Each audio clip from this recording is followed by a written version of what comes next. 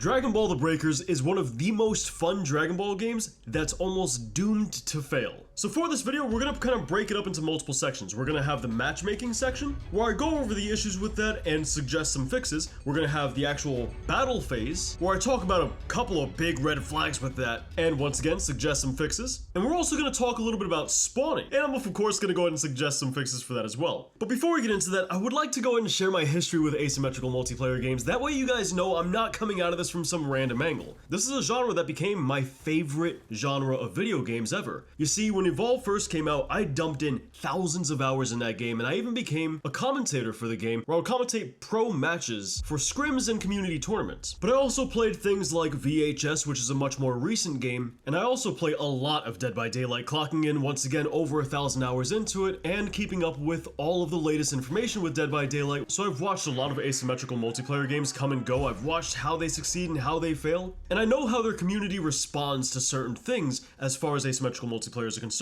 So when I see certain things from previous games and I compare that to Dragon Ball: The Breakers, I start immediately noticing some red flags. One of the largest ones that really stuck out to me at first was the fact that you can't queue up as the role that you want to play and play that role specifically. When an asymmetrical multiplayer game doesn't allow you to specifically choose the role that you want to queue up for, that is a huge red flag, because it shows that they're not confident in their player base. They're not confident they're going to get the numbers enough in order to fill the lobbies to the point where you can queue up as anything that you might want to. This puts the player base into a pretty frustrating scenario where if you play Survivor, and that's the majority of what you play because you don't really enjoy Killer, well, you might get thrown into a fight where you're playing as the Killer, so they're probably going to absolutely demolish you. On the flip side of that, if you really want to play Killer, you can't guarantee that you'll get that role. You might play for an hour or two and maybe you'll never get to play Killer. Maybe you'll get to play him 5 times in a row. Who knows? So here's what I think they can do in order to go ahead and fix this. In more recent asymmetrical multiplayer games, they've begun implementing incentives to the roles that aren't being played as much. So let's say you're playing one day and there's a lot of Survivor players on, but there's not that many Killers. Well, the game would see this, the game would recognize that and say, alright, we're going to give you X amount of XP boosts if you go ahead and play the role that doesn't have a lot of people trying to play it. A lot of people would see that incentive and go, alright, you know what, I'll queue up for the role that doesn't have a lot of people. Sure, why not? Now, the amount of XP boost or the amount of in-game currency that you'd be given as an incentive would be 100% dependent on how many people they need to fill that. In Dead by Daylight, this cut down queue times significantly. The next thing that really concerns me is kind of an issue that Dead by Daylight also very much has, as well as other asymmetrical games like Evolve, VHS, so on and so forth. They all have this issue. And Dragon Ball: The Breakers is no different, where for inexperienced players, brand new people to the game, the strongest role is definitely the one playing by themselves, the monster, the killer, or the raider in the case of Dragon Ball FighterZ. They destroy new survivors, because that's how the game is built. The game is built around that kind of power dynamic. But as players become more experienced, as the survivors become more used to the maps, they're less clueless, they understand the objectives, they know what items are good, what items are bad, the killers immediately get that power dynamic taken away from them, and the survivors are the ones who are in the more powerful position. I can't tell you how many games that I've played as Survivor where we literally have like all popped our power and jumped Cell or Frieza and demolished half of his health bar without him being able to do anything. Because he has one defensive move where he can get you off of him, and that's it. That's on cooldown. After that, it's fair game. You can combo him pretty much until he's dead. But that's not to say that the killer has absolutely no chance at all. You see, the way Dragon Ball: The Breakers works is you have a little bit of a meter as a survivor that you can build up, and the more you build it up, the more powerful you become when you transform. So it really is in the Raiders' best interest to try and end the game as quickly as possible and really go out there and hunt you guys down. If this is the case, it really sucks sometimes as Survivor, because if you get caught early, there's practically nothing you're going to be able to do. Now, in any asymmetrical multiplayer game, a balanced game means some people are going to lose. Everyone is not meant to make it out alive, and your goal as Survivor is to make sure you don't get found too early, specifically for this reason, so it's in your best interest to try and be as stealthy as possible, or try and go ahead and run away as fast as possible before you end up getting caught in the first place. And that brings me to my next huge red flag. I noticed as Survivor, it is a great and super effective game plan to just run away the millisecond you hear a heartbeat. The game gives you a lot of tools in order to get out of dodge. You got the Saiyan pod, you got the grappling hook thing, you got this little hovering machine, you have a trampoline, and you even have Kaioken in order to just run away. Once a survivor books it to the other side of the map in less than 5 seconds, it now becomes a huge waste of time for the raider to go ahead and chase you down. Because while he's going all the way back over in order to chase you specifically, everyone else is powering up. Everyone else is getting bonuses, getting the objective, or even getting Dragon Balls, while he's still just flying really sluggishly across the map in order to chase you.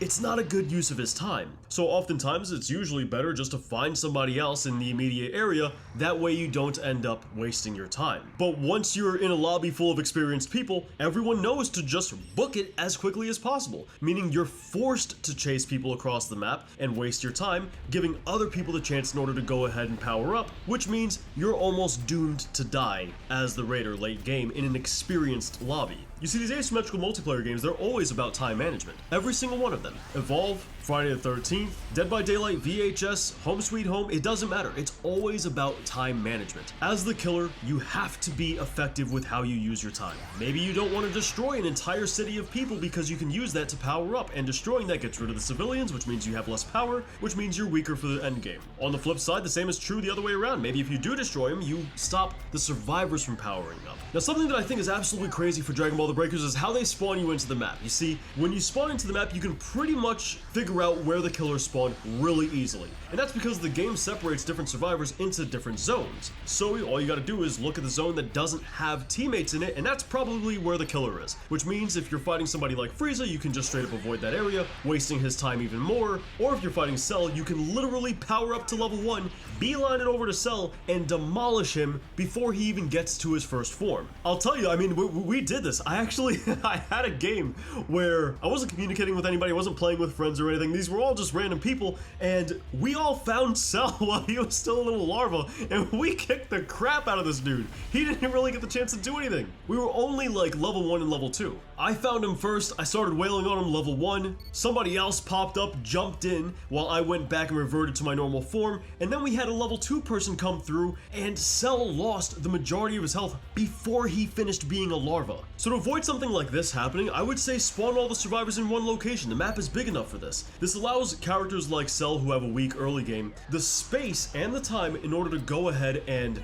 level up and do what they have to do, while other characters like Frieza can start hunting people down. Because the survivors are all in one location, it's not time efficient for them in order to stay in that one location. Their best bet is to spread out in order to complete more objectives simultaneously. And for this reason, a Frieza player would be able to spot people traversing the map and then go ahead and hunt them down. If the survivors aren't using their traversal cooldown abilities in order to go ahead and move around, then Frieza players will know they'll be able to see through Zarbon and Dodoria that the survivors are still in predominantly one location, as Zarbon and Dodoria kind of locate people for you. On the other hand, if they are using their traversal in order to kind of get around the map, then Frieza will be able to see that too. And he'll be able to kind of go to a specific place while other people are able to do objectives. He can go ahead and hunt who he's got to hunt. Last talking point here, I really think Dragon Ball the Breakers has a lot to offer. I really enjoy this game, and I think the potential for DLC, the potential for new characters, is a great thing. The Dragon Ball community for years has asked for a different kind of game, and we're finally getting it.